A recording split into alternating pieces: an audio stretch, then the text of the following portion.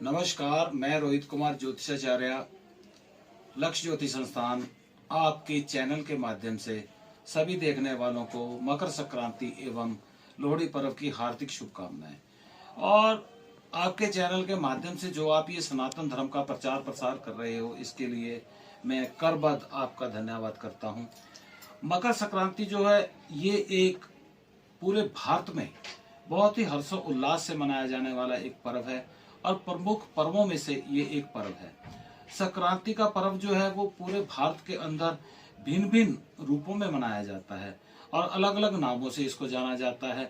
ये पर्व इस वर्ष 14 जनवरी दिन मंगलवार को मनाया जाएगा। इस पर्व की विशेषता, भास्कर जी अपने पुत्र की मकर राशि में प्रवेश करते हैं, इसलिए इसको मकर संक्रांति का नाम जो है वो दिया गया है। मकर संक्रांति के पर्व पर इसको कहीं कहीं उत्तरायण भी कहा जाता है, क्योंकि सूर्य जो है भास्कर जी ये उत्तरायण होते हैं और इस दिन उत्तर दिशा की ओर अग्रसर हो जाते हैं। ये एक प्राकृतिक क्रिया है और विशेष रूप से ये जो क्रिया है ये पर्व भक्ति और उत्साह के साथ मनाया जाता है। मकर संक्रांति के दिन लोग श्रद्धा से पवित्र नदियों में स्नान आदि करते हैं, दान आदि करते हैं और गंगा का स्नान जो है वो विशेष रूप से शुभ माना जाता है। और इस वर्ष 2025 के अंदर महाकुंभ का मेला जो प्रयागराज में आयोजित हो रहा है, 12 वर्ष के बाद ये मकर संक्रांति के दिन आरंभ हो जाएगा और प्रथम स्नान इसका इसी दिन से आरंभ होगा।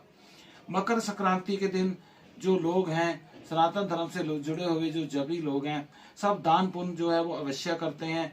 और विशेष इस बार जो हमारा महाकुंभ का आयोजन जो हो रहा है वो बहुत ही धूमधाम से होने जा रहा है और इसकी जो है ज्योतिष से भी संबंधित एक मान्यता है कि बृहस्पति, सूर्य और चंद्रमा, इसकी गोचरीय विशेषता जो है वो ही इस महाकुंभ के आयोजन का काल गणना के खंड पर इसका निर्माण करती है।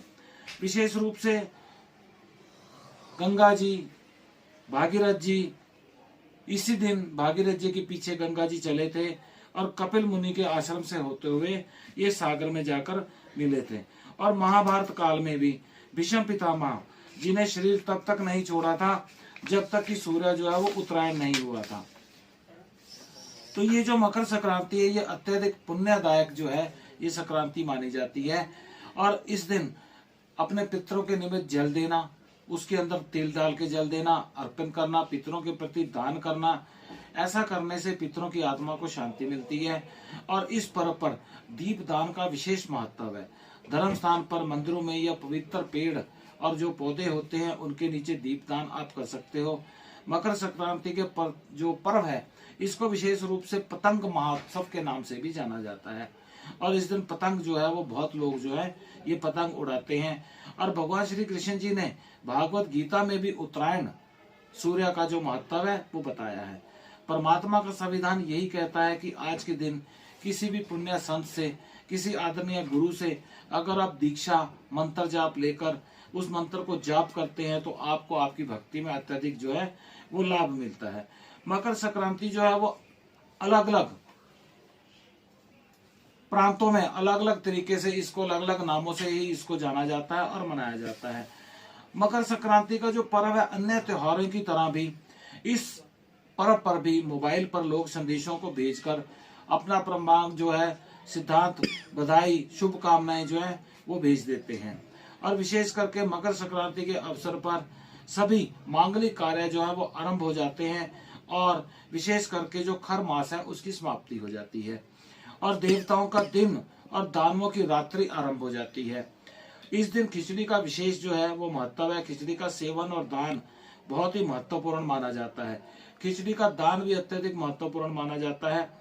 मकर संक्रांति के दिन प्रातः शुद्ध जल से स्नान वगैरह करके सूर्य को जल अर्पित करने के बाद, स्वच्छ वस्त्र धारण करने के बाद मकर संक्रांति के शुभ मुहूर्त में दान पुण्य करना एवं धर्म स्थान पे दीप दान करना और जरूरतमंदों को खिचड़ी का दान करना अत्यधिक जो है वो लाभ प्रदान करता है।